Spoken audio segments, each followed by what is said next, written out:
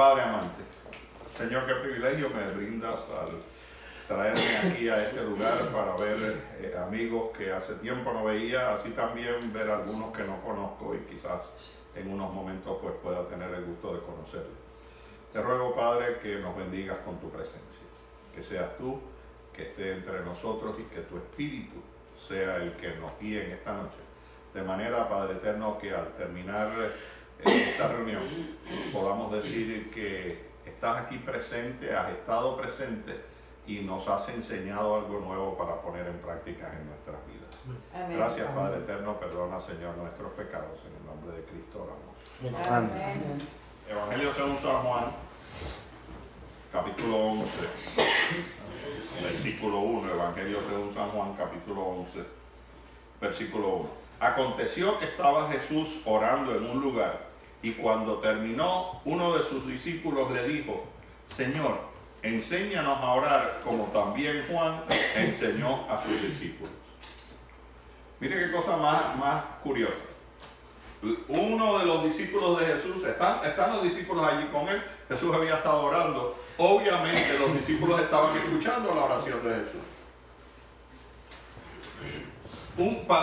Quizás para una persona que no sea persona de ir a la iglesia, pues escuchar a una persona que haga una oración, muchas veces le suena un poquito extraño esa oración, si uno se ha acostumbrado más bien a las oraciones que uno dice como de carretilla, como que uno se las aprende de memoria y ahí las dice. Y cuando uno está acostumbrado a eso y escucha una oración que no es de esa manera, dice: coche, mira qué bien oran. Estos hombres no eran de ese tipo. Los discípulos de Jesús, como buenos judíos, todos eran gente religiosa, a más o menos nivel. Gente que se iban a las sinagogas, que escuchaban a los rabinos, que escuchaban a los escribas, que escuchaban a los maestros, y ellos oraban públicamente. ¿Se acuerdan de ese evento cuando Jesús habla acerca del fariseo y el publicano? El publicano que está orando diciendo: ay Señor, así muy humildemente sé propicio a mí pecador, y el fariseo que estaba diciendo: qué bueno que yo no soy como ese publicano, porque yo doy ofrendas y yo hago esto y yo hago lo otro. Esa era parte de su oración. Ellos estaban acostumbrados a escuchar gente que orara y gente que subía lo que estaba haciendo. Qué raro que un discípulo que está acostumbrado a oír esas cosas en la sinagoga ahora le diga a él: Jesús, enséñanos a orar. Pero no solo le dice eso, le dice: enséñanos a orar como Juan enseñó a sus discípulos. Eso quiere decir que ya entre ellos debe haber habido un comentario de: Juan enseñó a los discípulos de él a orar, ¿por qué Jesús no nos ha enseñado a nosotros a orar? Ya eso era algo que iba pasando por la mente de ellos, y quizás en esta noche nosotros pudiéramos preguntarle al Señor: Señor, ¿pudieras enseñarnos tú a orar? ¿Les parece eso que fuera una pregunta interesante para hacerle a Jesús? Decirle a Jesús: Señor, enséñanos a orar. Yo creo que sí, que esa sería una bonita experiencia. Podemos decir que Jesús está aquí en este lugar, porque Jesús prometió que donde hubieran 2 o 3 reunidos en su nombre, ahí estaría su presencia.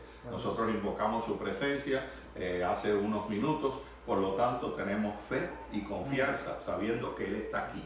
Nuestros ojos no lo pueden ver, pero Él está aquí entre nosotros.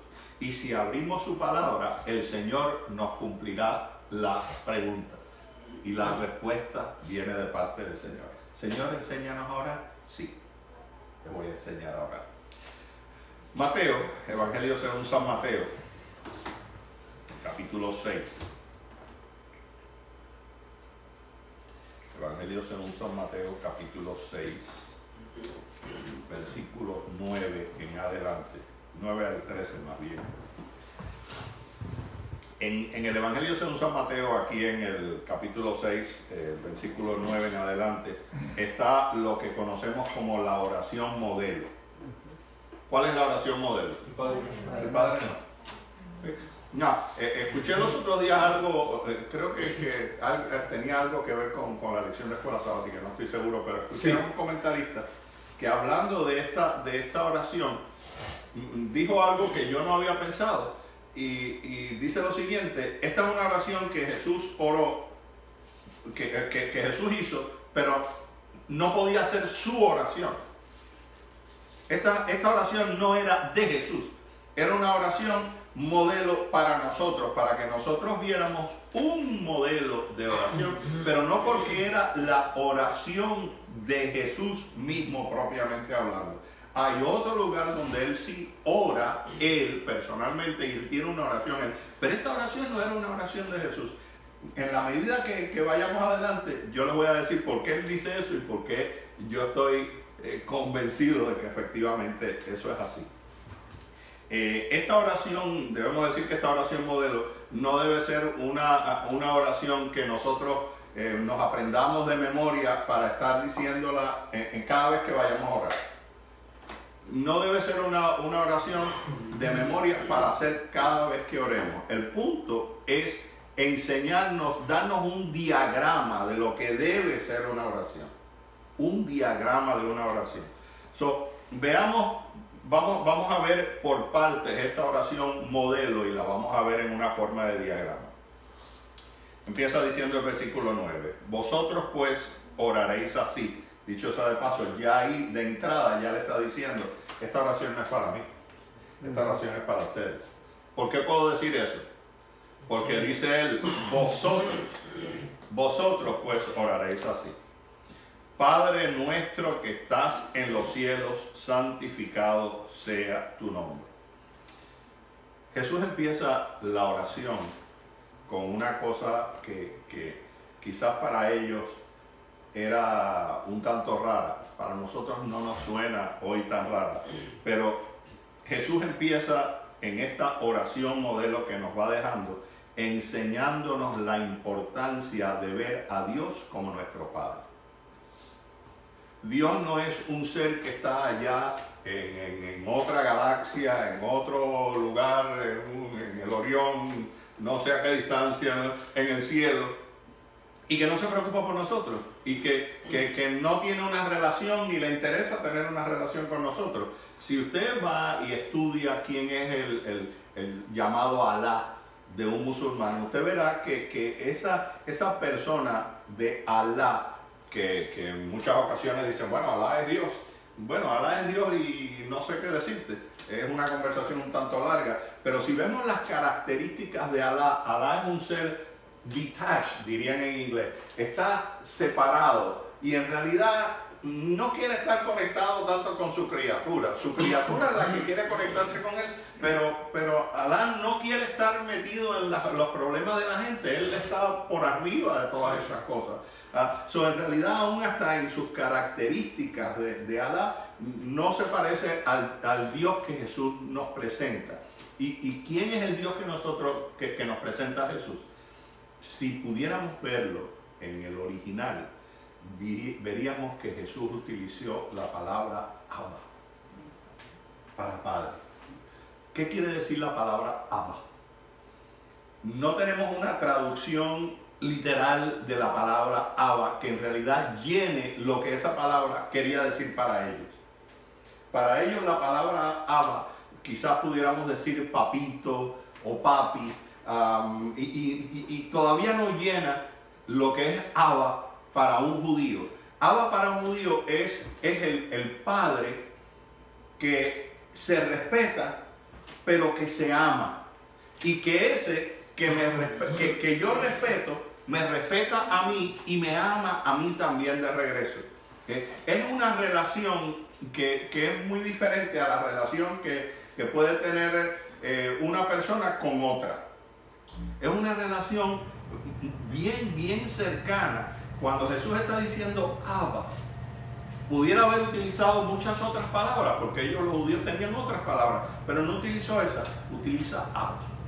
Y Abba es alguien que impacta la vida de sus hijos, que quiere estar con sus hijos, que quiere estar presente con sus hijos, que está con ellos en sus problemas, que no está detached, que no está separado de ellos, quiere estar con ellos. Y honestamente, es lo que un padre debe sentir por su hijo.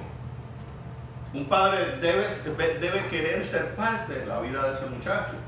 De hecho, muchas veces cuando ese hijo no siente ese calor del padre, se traumatiza y tiene problemas en el futuro, como ocasionados específicamente porque el padre no estuvo con él, no le dio calor, no lo agarró, no lo abrazó, no salió a jugar con él, no tenía una relación con él. El padre que está en el cielo es alguien que quiere tener una relación con nosotros, pero no es el amigo con el que yo voy a comer pizza. Ese no es. Y hablamos de Dios como mi amigo y entiendo el concepto, pero no bajemos a Dios a ese nivel.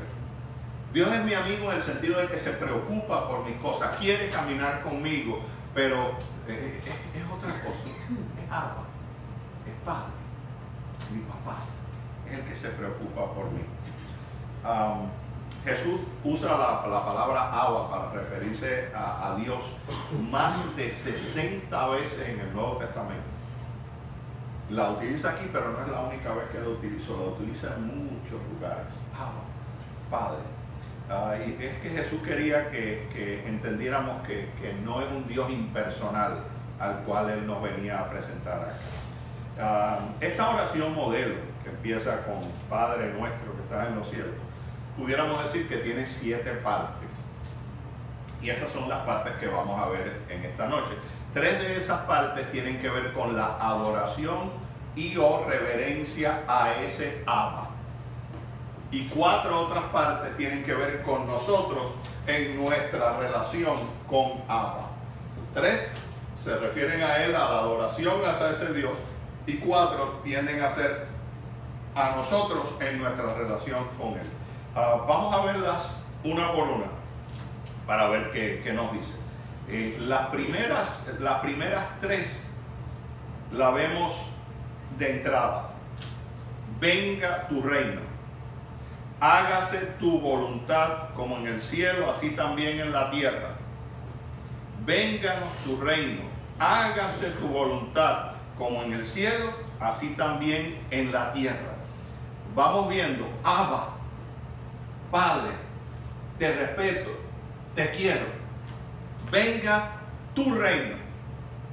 Cuando Jesús nos está enseñando en esta oración modelo a vénganos tu reino, nos está diciendo la palabra venga es una palabra que tiene una connotación más futura que presente. Eso nos está queriendo decir que hay un reino que viene, no está aquí. Es un reino que viene, es un reino que está por venir. Porque efectivamente Jesús no venía a traer su reino en ese momento. Lo que Él venía era hablarnos del reino eterno, del reino que venía. Y la gente lo que quería era que Él cogiera el mando y acabara con los romanos, que tenían una percepción distinta de quién era el Mesías. Él decía, a mí no me interesa este lío con los romanos. Yo lo que quiero es prepararte a ti para que tú puedas entrar en ese reino. Para que cuando venga ese reino, tú no estés tan preocupado por los romanos, estés preocupado por tu salvación. Cuando el Señor está diciendo, vénganos tu reino, está hablando de un reino futuro, pero la preparación para ese reino futuro no empieza en el futuro. ¿Cuándo empieza la preparación para ese reino? ¿Sabe que ahora acabamos de ver algo que ilustra bien ese concepto? Hasta hace unos días, el domingo, se acabaron las Olimpiadas. Yo no sé cuántos de ustedes la veían. Yo llegaba por la noche y la ponía a ver qué había esa noche, el juego de voleibol, el baloncesto, la corrida, la natación, todo el lío y quién va a ganar. Y yo la veía. Eran en ese momento. Pero esos atletas olímpicos que estaban ahí, ¿cuándo empezaron a prepararse para las Olimpiadas? Desde mucho antes. Años antes. Años antes esos atletas olímpicos estaban preparándose para las Olimpiadas. ¿Cuándo empiezan los atletas a prepararse para las próximas Olimpiadas, que serán en Japón? Desde ya. Cuando se acaban las Olimpiadas, ellos empiezan a prepararse, se cogen un break muchas veces, pero tienen que caer de arriba otra vez Porque la otra gente con la que ellos van a competir están preparándose a sí mismos. Y si usted no se prepara de igual forma que los otros se preparan, cuando usted llegue allí lo que va a hacer es un papelazo. No, y empiezan las competencias para ver quién va a ir. A determinar quién va a ir correctamente. Correcto. Todo es ese proceso. A pesar de que hay unas Olimpiadas futuras, la preparación para esas Olimpiadas futuras empieza ahora. Hay un reino futuro, pero la preparación para ese reino futuro empieza ahora. Un cristiano es alguien que entiende que hay un reino futuro, pero que está empezando a prepararse desde ahora. No está dejando su preparación para el futuro, sino que la preparación la está haciendo en el presente. Sea hecha tu voluntad en la tierra, así también como en el cielo. Sea hecha la voluntad de ¿quién? Del Padre. La voluntad de Abba. Y la voluntad de Abba, yo no sé ustedes, pero muchas veces la voluntad mía no es la misma que la voluntad de Dios. La voluntad mía es que me dieran el trabajo. La voluntad mía era que no me deportaran. La voluntad mía es que esta muchacha me dijera que sí, que me acepta salir. La voluntad mía es que sí me acepte casarse conmigo. La voluntad mía es que no me votaran por no trabajar el sábado. La voluntad mía era mudarme para aquella casa. Esa es mi voluntad. Eso es lo que yo quiero hacer. Y honestamente, no hay nada malo con ninguna de esas cosas. No estamos hablando de cosas malas. Mi voluntad es oler cocaína. Mi voluntad es meterme en la casa del vecino para robar. No estamos hablando de eso. Estamos hablando de cosas buenas. Sí. De trabajar, sí. De que no me voten, de que no me deporten, de que una muchacha a la que yo quiero, pues me quiera a mí también. No hay nada malo de eso.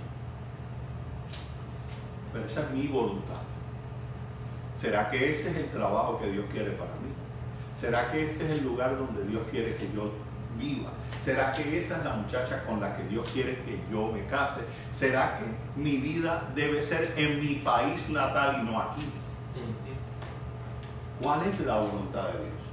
Y la oración modelo nos dice, y Jesús nos está diciendo, mira, yo entiendo que tú tienes tu voluntad, pero tu voluntad no es la importante. Yo necesito que tú entiendas, perdón, que no es importante tu voluntad. La voluntad que es importante es la voluntad de Dios. Y tenemos que buscar la voluntad de Dios. No, muchas veces no sabemos cuál es la voluntad de Dios. Hay veces que sí. Hay veces que podemos saberlo. Señor, mándame una señal si tú no quieres que vaya a bailar a la discoteca esta noche. No llegó la señal. Vamos a bailar a la discoteca. Pero Dios no me mandó la señal. Señor, que caiga un trueno, un relámpago ahora y parta el árbol ese. Dios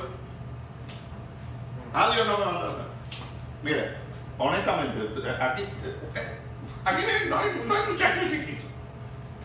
La realidad es que el 99% de las decisiones que uno tiene que tomar, uno sabe lo que tiene que hacer en base a lo que conoce de Dios. Correcto. El 99% de las cosas son así. Lo que pasa es que uno a veces no quiere hacerlo. Yo soy un hombre cristiano y hay una muchacha que vive enfrente de mi casa que se pone unos chores hasta acá y una blusa hasta acá y esa es la que me gustó y yo quiero, Señor, yo la voy a convertir.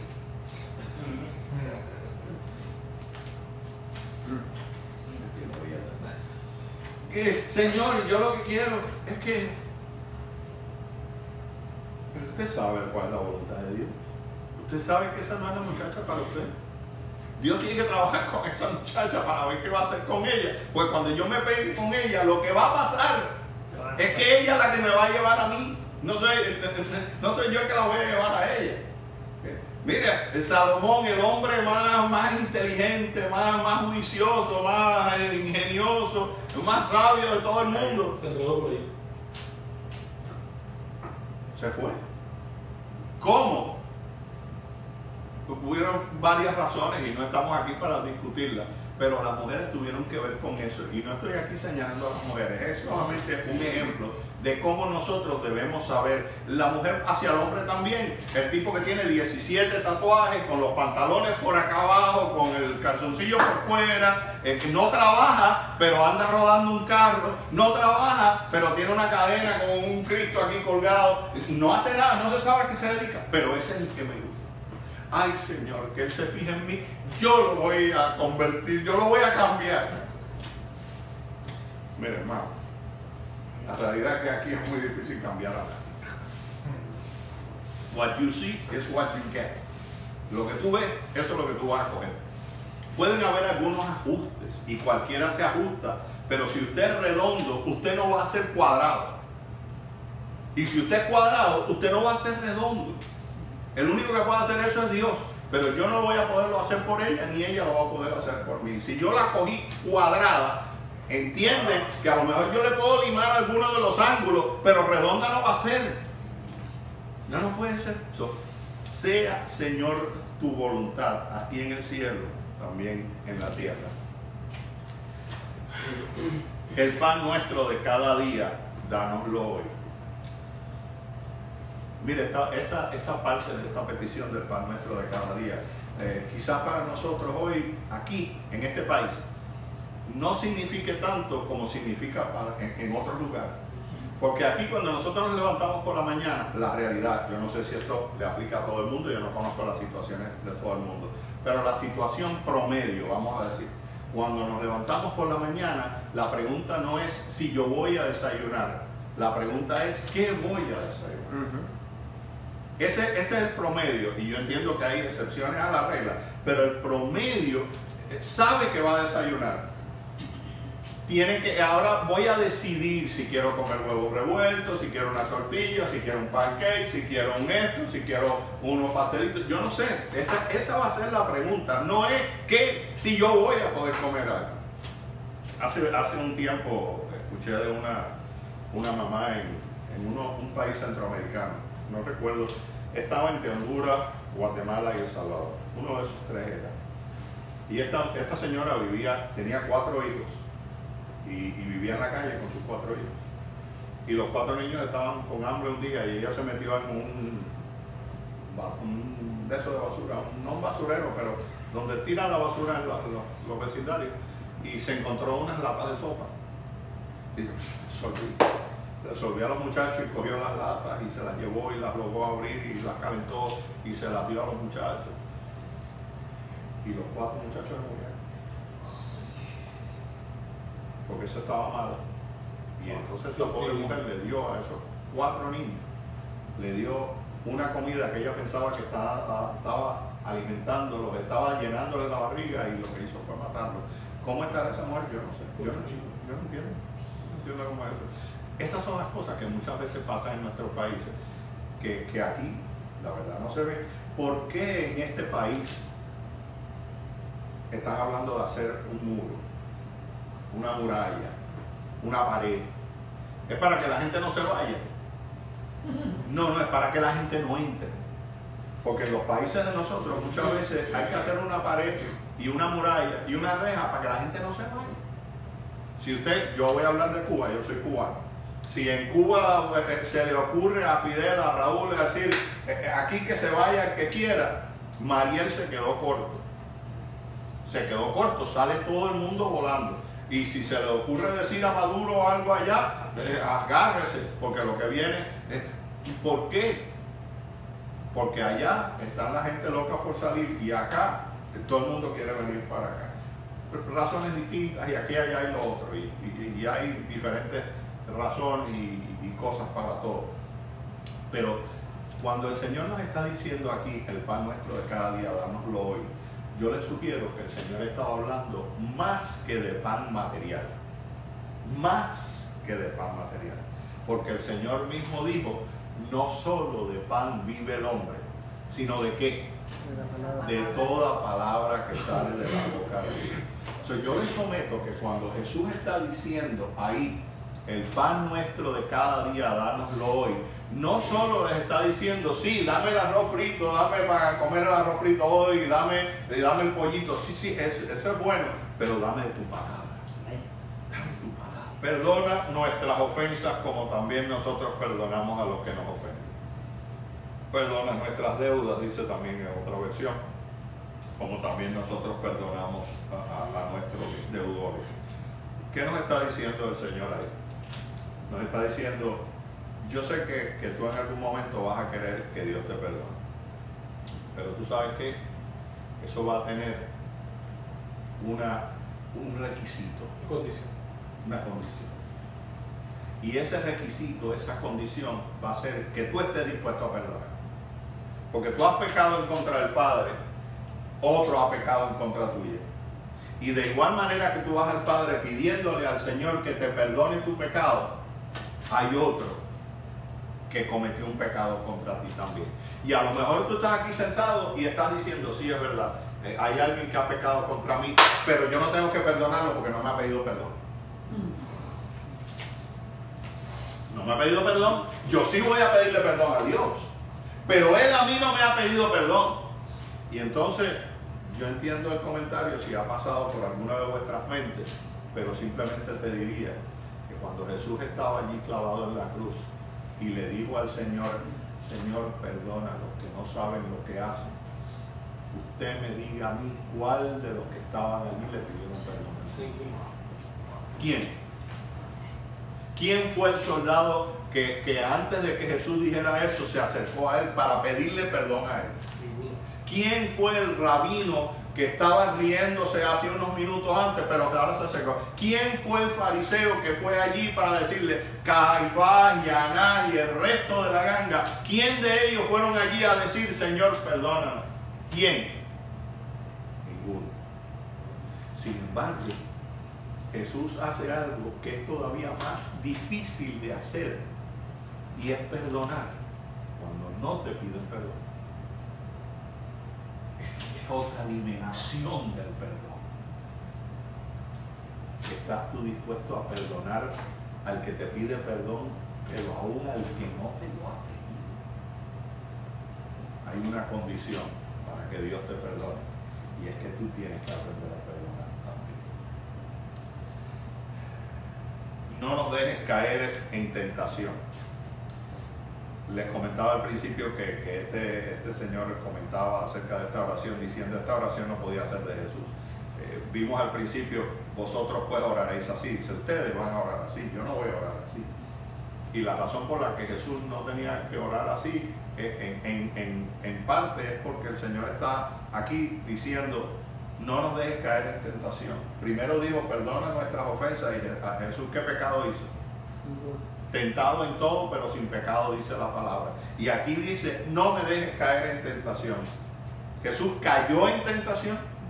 Jesús fue tentado, pero cayó en tentación. Ninguno. En ninguna. Esta oración es una oración modelo para nosotros, no para Él. Es la que Él nos está enseñando a nosotros. No nos dejes caer en tentación. En la petición anterior, estamos pidiendo perdón por los errores que cometimos. Perdona nuestras ofensas.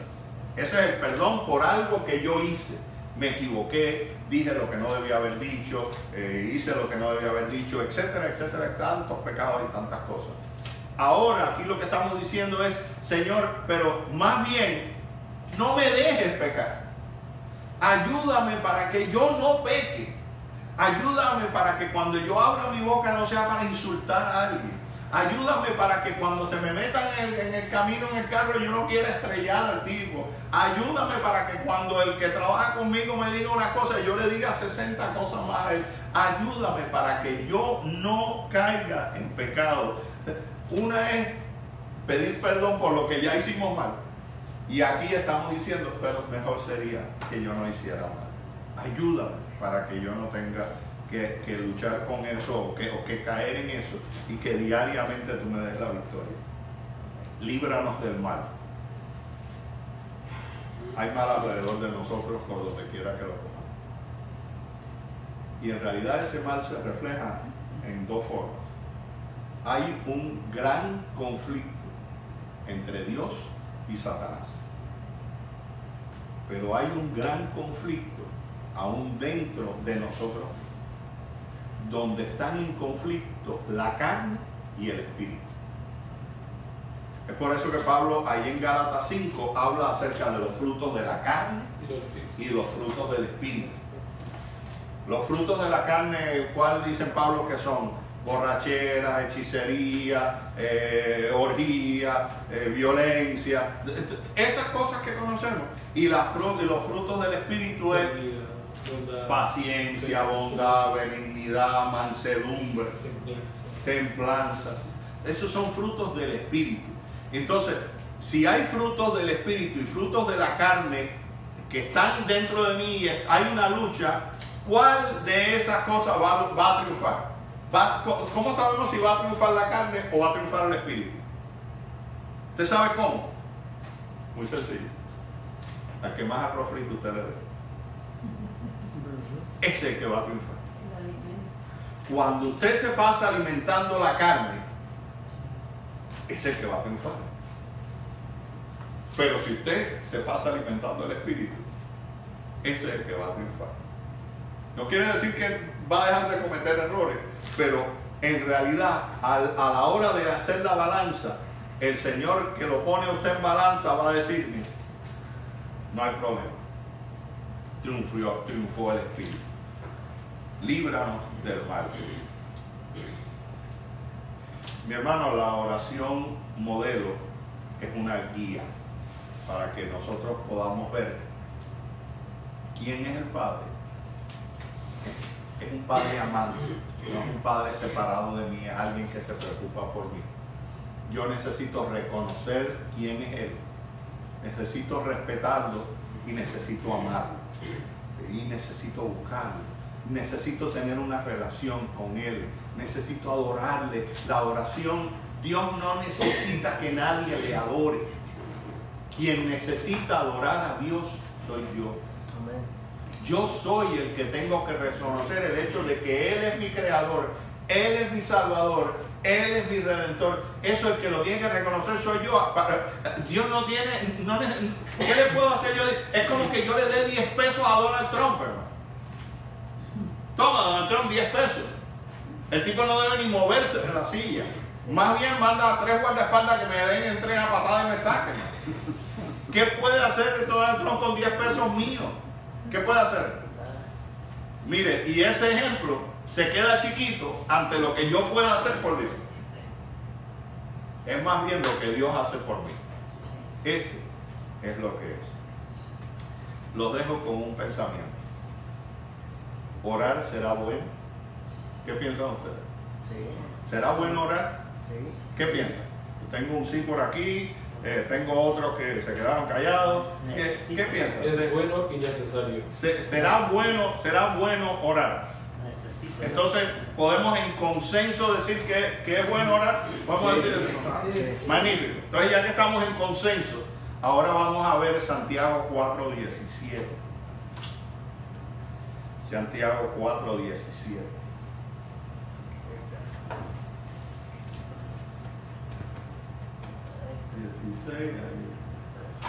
¿Qué dice? El que sabe hacer bien no lo hace comete pecado.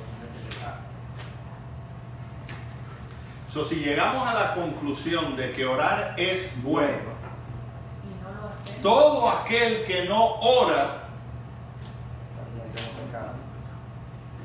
porque comete pecado, el que sabiendo lo que es bueno, no lo hace. Mi hermano, yo no vine aquí a condenar a nadie. No vine a condenar a nadie. Porque recuerde siempre que aunque yo esté aquí hablando, yo estoy sentado con usted. Yo no estoy aquí hablando. Yo meramente el Señor me mandó aquí a hablar esta noche. Pero yo estoy allí sentado porque todo lo que yo estoy diciendo, yo lo necesito oír primero yo y ponerlo en práctica en mi vida.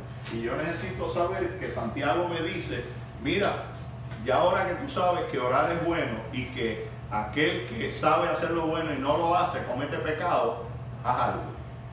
Ora. Ora. Busca al Padre. Busca a Abba. Y entrégate a Él. Con tu vida en sus manos. Busca la voluntad de Dios. Y si tú pones tu vida en sus manos y buscas la voluntad de Dios, Dios va a obrar en tu vida. Y aún las cosas malas, que para nosotros son malas, dirá Dios que para los que aman a Dios, aún las cosas malas operan para bien. Amén. Te dejo con ese pensamiento. ¿Sabes hacer lo bueno? Hazlo. Designa un tiempo en tu día para que puedas tener un momento de oración con el Señor. Y te sugiero que ese momento no sea cuando ya tú has terminado todo tu largo día, cuando tú estás que ya no das más. esos últimos 2 minutos de tu día no deben ser los minutos de Dios. Porque en esos últimos 2 minutos de tu día tú no sirves para nada ya. Tú no tienes forma de concentrarte, tú ni quieres, tú no puedes ni pensar, tú lo que estás es cayendo. Los minutos de Dios no deben ser los últimos minutos de mi día. ¿Cuáles no deben ser los minutos de Dios? Los primeros minutos de mi vida. Si yo me levanto a las 6, yo tengo que levantarme más temprano para orar con Dios. Pues si yo me levanto a las 6 porque tengo que salir, porque tengo que estar en el trabajo, que yo lo tengo todo calculado y yo sé a qué hora yo tengo que salir de aquí, yo sé cuánto tiempo me toma, que si me bañé, que si me lavé los dos, todo eso me toma este tiempo. Ok, ya yo sé todo eso. Ahora yo tengo que levantarme un poco antes para pasar un tiempo con agua. Pasa un tiempo con agua y agua te va a hablar. Amén. Agua te va a llenar. Agua va a operar en tu vida. Amén. Y si tú haces eso, el Señor se va a manifestar poderosamente en ti. Amén. Va a llenarte Amén. y vas a sentir la paz y el gozo que solo Él puede dar. Amén. Padre eterno, gracias Señor porque has estado con nosotros en esta noche. Gracias porque hemos podido abrir tu palabra y hemos podido escucharte a ti, Señor. Te ruego que esta palabra que hemos compartido no quede en el aire, sino que el Espíritu la siembre en nuestros corazones.